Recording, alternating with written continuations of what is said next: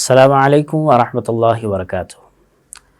معزز ناظرین، زاد مسلم شریعہ ہیلپ لائن میں آپ کا خیر مقدم ہے۔ آپ حضرات ماشاءاللہ سے اپنے دینی سوالات بھیج بھی رہے ہیں اور ان کے جوابات الحمدللہ دیے بھی جا رہے ہیں۔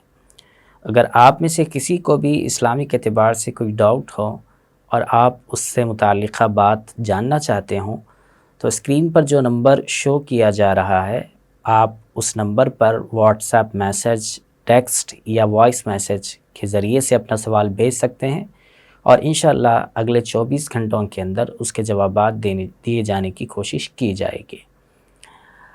اسی سے بہت سارے لوگوں نے سوال کیا ہے، اس میں سے ایک ساتھی ہیں محمد کلیم صاحب، انہوں نے ایک سوال کیا ہے زکوٰۃ سے متعلق۔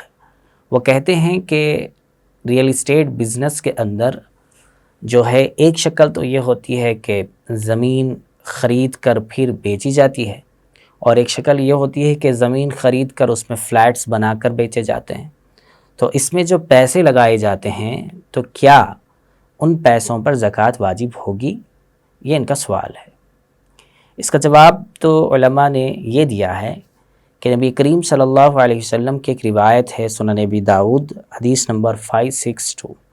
حضرت سمرہ بن جندب رضی اللہ تعالیٰ عنہ فرماتے ہیں کہ حضور صلی اللہ علیہ وسلم ہمیں حکم دیتے تھے کہ جو مال تجارت کے لیے ہو ہم اس میں سے زکوٰۃ نکالا کریں۔ تو اس اعتبار سے یہ جو سوال ہے، اس کے اندر جو شکل بتائی گئی ہے وہ تجارت ہی ہے، چاہے زمین خرید کر فروخت کی جائے یعنی بیچی جائے، یا پھر زمین خرید کر اس کے اندر فلیٹس بنائے جائیں، دونوں صورتوں میں زکوٰۃ جو ہے واجب ہو جائے گی۔ البتہ اس کے اندر ایک بات جو ہے کہ بعض لوگ یہ سمجھتے ہیں کہ خریدنے والا، بیچنے والا یا فلیٹس بنانے والا کوئی ایک ہوتا ہے اور اس کے ساتھ اس کے 4 دوست بھی اس کے اندر حصے دار ہوتے ہیں، شریک ہوتے ہیں، پیسہ لگاتے ہیں۔ تو کیا صرف خرید کر بیچنے والے پر یا فلیٹس بنا کر بیچنے والے پر ہی زکوٰۃ واجب ہے، یا اس کے ساتھ جو حضرات شریک ہیں، پارٹنر ہیں، ان پر بھی زکوٰۃ واجب ہے؟ تو اس میں اس اصل شخص کے ساتھ ساتھ جتنے لوگ شریک ہیں ان تمام پر ان کی مالیت کے اعتبار سے زکوٰۃ واجب ہوگی اور ان کو زکوٰۃ نکالنا ہوگا، گرچہ کہ وہ ورکنگ پارٹنر نہیں ہیں لیکن ایک اعتبار سے سلیپنگ پارٹنر ہیں، یعنی کام تو نہیں کر رہے ہیں لیکن انہوں نے اپنا پیسہ اس کے اندر لگایا ہے، انویسٹ کیا ہے۔ ہاں، یہاں پر ایک بات یہ ضرور یاد رکھنی چاہیے کہ جو پیسے لگائے ہیں، اب یہ جو پیسے لگائے گئے ہیں، مثال کے طور پر کسی نے 10 لاکھ روپئے اس کے اندر انویسٹ کیے ہیں، تو کیا 10 لاکھ روپیوں پر زکوٰۃ واجب ہوگی؟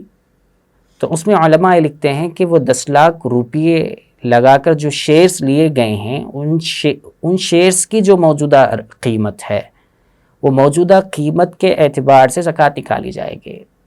مثال کے طور پر 1 سال پہلے کسی نے اس بزنس کے اندر 10 لاکھ روپے انویسٹ کیے تھے، کام چل رہا ہے، ابھی فلیٹس بن رہے ہیں، ابھی مکمل تعمیر نہیں ہوئے، لیکن انہوں نے جو شیئرز خریدے تھے اس اعتبار سے آج کی جو قیمت ہے وہ 12 لاکھ روپے ہے۔ جو 10 لاکھ روپے انویسٹ کیے تھے اس کی آج کی قیمت نفع کے ساتھ میں 12 لاکھ روپے ہے۔ تو ایسی صورت میں اب جو زکوٰۃ نکالی جائے گی وہ 10 لاکھ روپے کے اعتبار سے نہیں نکالی جائے گی بلکہ 12 لاکھ روپے کے اعتبار سے نکالی جائے گی۔ اس لیے زکوٰۃ ہو یا عبادات ہوں یا جو بھی چیز ہو، اس کے مسائل کو معلوم کر اس کے اعتبار سے عمل کرنا ضروری ہو جاتا ہے۔ بعض مرتبہ ہم نامعلوم ہونے کی وجہ سے ایسے ہی عبادات کر دیتے ہیں، بعد میں مسئلہ معلوم ہوتا ہے کہ مسئلے کے اعتبار سے تو یہ چیز درست نہیں ہوئی، اس کو پھر دوبارہ لوٹانا ضروری ہو جاتا ہے۔ اس لیے اللہ تعالیٰ سے دعا ہے کہ اللہ تعالیٰ ہمیں صحیح علم اور عمل کی توفیق عطا فرمائے۔